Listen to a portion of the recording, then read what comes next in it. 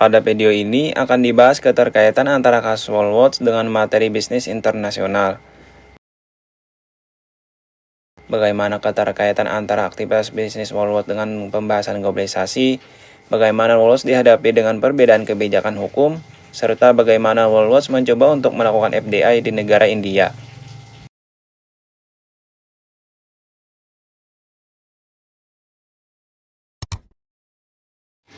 Adapun sumber kasus Woolworths ini didapatkan dari e-book International Business, Competing in the Global Marketplace 12 Edition 2019, karya dari Charles W. L. Hill dan J. Thomas M. Hood, pada bagian kedua bab 5 halaman 129.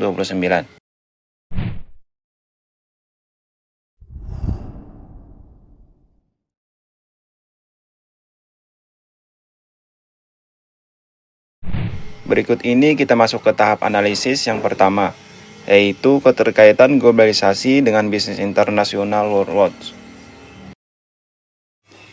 Yang pertama, untuk aktivitas bisnis, Woolworths sebagai perusahaan retail mempunyai kegiatan bisnis internasional, yaitu melakukan aktivitas bisnis ke berbagai negara yang dapat dikatakan sebagai bentuk globalisasi. Perkembangan Woolworths sendiri sudah pernah meluas di berbagai negara seperti halnya Australia dan Selandia Baru, India,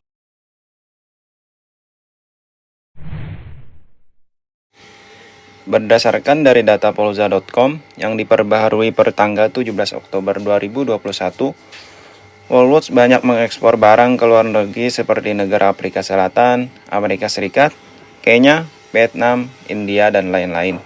Adapun produk yang diekspor meliputi pakaian, makanan, sepatu, dan lain-lain sebagainya. Yang kedua, untuk manfaat globalisasi dalam bisnis. Woolworths merupakan salah satu perusahaan retail terbesar di Australia dan memiliki cabang kedua terbesar di Selandia Baru. Besarnya aktivitas bisnis global yang dilakukan Woolworths Group dapat menciptakan lapangan pekerjaan yang sangat besar guna memenuhi peningkatan permintaan serta cabang-cabang yang terus bertambah. Melansir dari situs resmi woolworthsgroup.com serta sumber dari laporan tahunan Woolworths tahun 2021, Woolworths memiliki 3.000 toko dan terus bertambah serta mempekerjakan 210.067 orang anggota tim yang melayani rata-rata pelanggan sebesar 27,8 juta dan melayani kunjungan online dari pelanggan sebesar 19,7 juta di seluruh merek setiap minggunya. Woolworths yang menjalankan aktivitas bisnis retail pasti tidak bisa memenuhi kebutuhannya sendiri. Banyak komoditas yang masuk ke dalam Woolworths. Maka dari itulah mengapa Woolworths perlu bekerja sama dengan suppliernya guna memenuhi pasokan barang melalui program CSR, yaitu Kerangka Prosperity, di mana perusahaan mempunyai target dalam mencapai kegiatan bisnis yang secara adil dengan supplier. Yang ketiga, untuk tantangan globalisasi dalam bisnis. Dalam bisnis yang baik, erat kaitannya dengan pelaksanaan CSR. CSR sangat bermanfaat bagi perusahaan yang tidak hanya mengejar keuntungan, tetapi juga menghargai lingkungan, masyarakat, dan karyawan perusahaan. Tantangan yang terjadi pada penerapan CSR yang berbeda lokasi karena adanya perbedaan dalam kondisi geografis dengan aktivitas CSR. Perbedaan geografis membuat perusahaan memungkinkan memiliki keputusan yang berbeda dalam menentukan CSR, karena mengikuti dari budaya sekitar atau keadaan masyarakat di sekitar. Selanjutnya kita masuk ke tahap analisis yang kedua, yaitu membahas tentang perbedaan kebijakan hukum terhadap bisnis internasional Woolworths. Pada bab ini kita akan lebih membahas tentang kebijakan negara Australia dan India terkait aktivitas bisnis Woolworths di negara tersebut. Dalam penerapan aktivitas bisnis Woolworths di Australia, National Indigenous Australian Agency mengeluarkan inisiatif kesetaraan pekerjaan atau Employment Parity Initiative atau EPI yang bertujuan untuk meningkatkan lapangan kerja pribumi di perusahaan-perusahaan besar untuk mencerminkan proporsi populasi pribumi secara nasional sekitar 3%. Sebagai salah satu penyedia EPI yaitu Woolworths Limited, perusahaan tentunya harus mengikuti aturan ataupun hukum sesuai yang ada pada EPI. Woolworths sendiri sudah menandatangani kontrak dengan pemerintah federal Australia sebagai bagian dari EPI. Inisiatif ini akan menghasilkan Woolworths untuk menambahkan 2.500 anggota tim pribumi baru ke bisnis Woolworths Group. Kontrak Woolworths tersebut bernilai sebesar 18 juta dolar yang akan digunakan untuk membantu perekrutan, penempatan, dan pendampingan karyawan pribumi.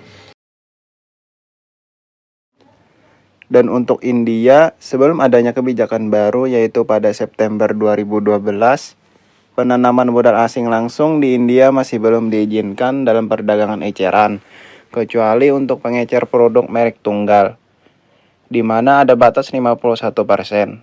Hal inilah yang membuat Woolworths sebagai perusahaan retail yang menjual produk multi-brand tidak dapat masuk. Sementara perusahaan seperti Nike, Sony, dan Marks dan Spencer dapat membuka toko selama mereka hanya menjual produk mereka sendiri. Jire Skinner 2011 mengemukakan beberapa alasan India untuk tidak mengizinkan FDI di sektor retail multi-brand sebagai berikut. Yang pertama, takut perusahaan asing monopoli pasar retail India. Yang kedua, kenaikan harga karena monopoli pengecer asing. Yang ketiga, kehilangan kesempatan kerja.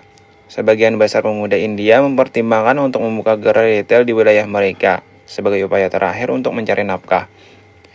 Gerai retail juga merupakan sektor pekerja terbanyak kedua setelah pertanian. Yang keempat, sektor retail India yang terorganisir hanya menguasai 5,5% dari total sektor retail dan mengizinkan FDI pada tahap yang baru lahir ini akan merugikan sektor domestik. Yang kelima, pengecer asing akan menekan pemasok dan melakukan predatory pricing untuk penghapusan persaingan. Yang keenam, gangguan keseimbangan ekonomi saat itu yang dapat membuat jutaan pengecer kecil menganggur.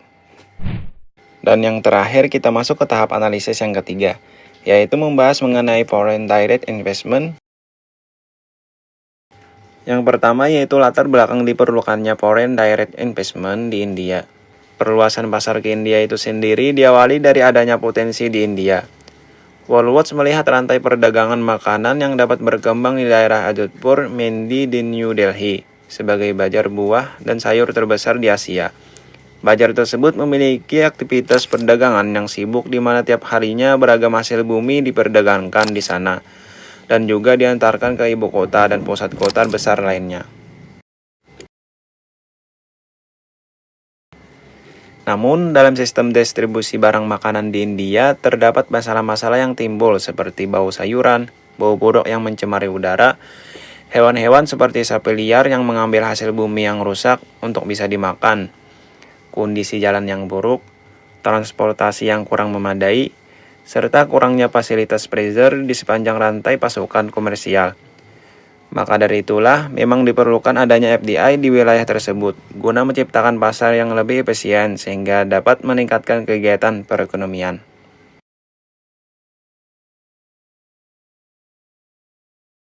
Yang kedua yaitu manfaat yang bisa didapatkan Woolworths dari FDI. Manfaat FDI bagi Woolworths secara umum berkaitan dengan latar belakang dilakukannya FDI di India, yaitu sudah adanya potensi rantai perdagangan makanan di wilayah Ajodhpur, Mendi. Manfaat FDI dapat dijelaskan lebih lanjut dengan salah satu teori FDI yang menjelaskan mengapa suatu perusahaan lebih menyukai FDI saat memasuki pasar asing dibandingkan dua alternatif lainnya, yaitu ekspor dan pemberian lisensi. Kecenderungan untuk memilih FDI disebabkan karena adanya keterbatasan dari alternatif ekspor maupun pemberian lisensi. Dalam kasus Woolworths, kecenderungan memilih FDI dapat dijelaskan karena adanya keterbatasan ekspor, yaitu adanya biaya transportasi.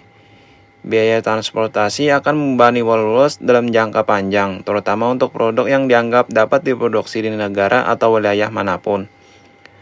Makanan seperti sayur mayur dan buah-buahan tentu mudah ditemukan di India, khususnya di wilayah Ajodhpur Mendi sebagai bazar buah dan sayur. Maka dengan membangun cabang perusahaan di sana, tentu tidak perlu lagi mengeluarkan biaya transportasi ekspor. Tinggal bagaimana Woolworths dapat memanfaatkan potensi rantai perdagangan dan menghadapi tantangan yang ada di wilayah tersebut guna membangun bisnisnya. Yang ketiga yaitu tantangan Woolworths dalam melaksanakan FDI. Sebelum adanya kebijakan baru yaitu pada September 2012, penanaman modal asing langsung di India masih belum diizinkan dalam perdagangan eceran, kecuali untuk pengecer produk merek tunggal. Disinilah Worldwatch diam-diam mengembangkan kehadirannya melalui kerjasama inovatif dengan Infinity Retail, yang dimiliki oleh konglomerat industri Tata. Worldwatch kemudian mendirikan toko Kroma di Mumbai, India pada tahun 2006. Worldwatch memberikan dukungan teknis dan pasokan produk untuk rantai toko Kroma yang berkembang di Infinity Retail, yang mempunyai spesialisasi dalam elektronik konsumen. Namun pada 27 September 2012, Infinity Retail mengakuisisi pijakan Worldwatch sebagai supplier toko Kroma. Akuisisi ini dilakukan setelah Worldwatch memutuskan untuk keluar dari segmen spesialisasi elektronik untuk konsumen. Selain dari India, mereka juga melepaskan bisnis pada segmen tersebut untuk di wilayah Australia dan Selandia Baru. Worldwatch memutuskan untuk fokus pada bisnis inti berupa supermarket, toserba, gerai minuman keras, hotel, dan toko perlengkapan rumah di wilayah Australia dan Selandia Baru.